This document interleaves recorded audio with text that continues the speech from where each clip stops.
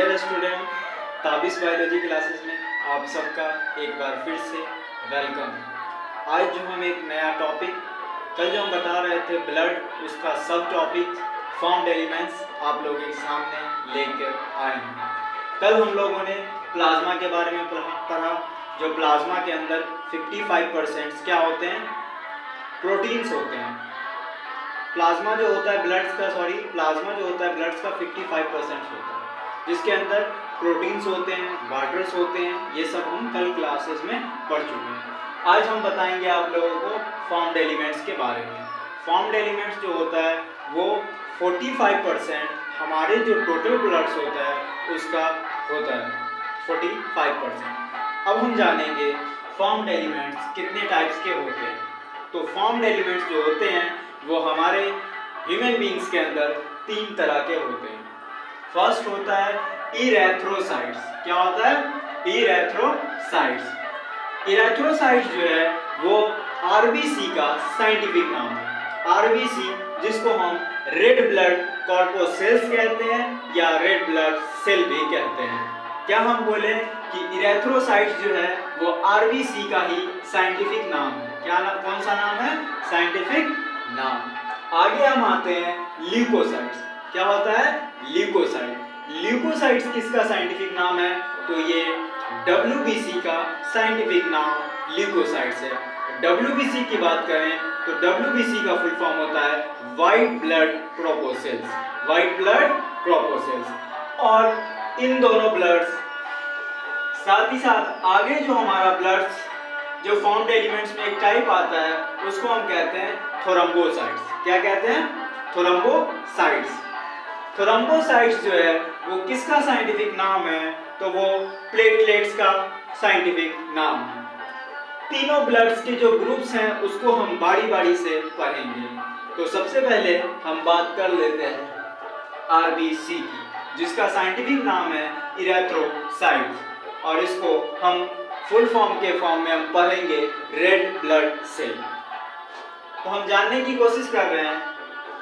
देखो, तुम्हें पता होगा कि हमारा जो ब्लड्स है वो रेड होता है। उसके पीछे रीजन क्या है?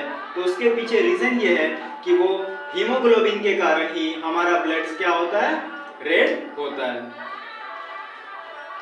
साथ ही साथ जो ब्लड है, जो आरबीसी है, वो किस चीज में हेल्पफुल होता है? तो वो गैसेस को एक जगह से दूसरी जगह पहुंचाने में क्या होता है? हेल्प करता है हमारी बॉडीज के अंदर। जैसे तुम्हें पता होगा कि हमारे बॉडीज को ऑक्सीजन की जरूरत होती है। साथ ही साथ जो टिश्यूज, जो हमारे बॉडीज के ऑर्गन, जो cell waste products carbon dioxide निकालते हैं, उसको हमारे बॉडीज से जो बाहर निकालने का ट्रांसपोर्टेशन का काम करता है वो भी आरबीसी ब्लड ही करता है। आगे हम जानेंगे ये हमारे बॉडीज के अंदर कितने अमाउंट्स में होता है। तो रेड ब्लड सेल्स, हीमोग्लोबिन किसी भी हेल्दी इंडिविजुअल के अंदर, जो एक हेल्दी इंडिविजुअल का जो लेवल होना चाहिए वो 12 से 16 ग्राम होना चाहिए। कितना होना चाहिए?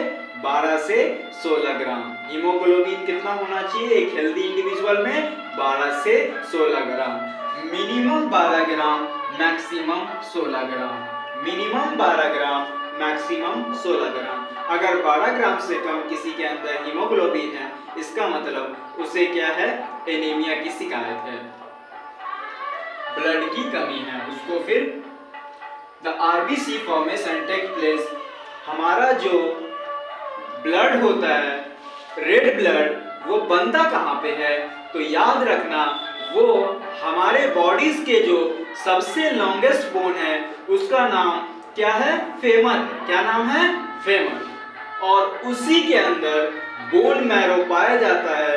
एक प्लेस है जिसका नाम बोन मैरो है, वहीं पे आरबीसी जो है वो बनता है। साथ ही साथ आरबीसी जो है वो मर जाता है, तो वो मर के वो लास्टली कहाँ तक जाता है? उसका वेस्ट प्रोडक्ट। तो वो मरता जो है आरबीसी, वो स्प्लीन के अंदर मरता है। इसीलिए हम जो स्प्लीन है उसको हम अपनी सेल का जो है, कोशिकाओं का ग्रेवयार्ड मतलब कब्रगाह, क्या कहते हैं? कब्रगाह कहते हैं। स्प्लीन को हम सेल का कोशिका का कब्रगाह कहते हैं। क्यों कहते हैं? क्योंकि आरबीसी जो है वो मरता कहाँ पे है? वो मरता है स्प्लीन के अंदर। Thank you class. आप इस चैनल को ज़्यादा से ज़्यादा लाइक करें, सब्सक्राइब करें एंड शेयर करें।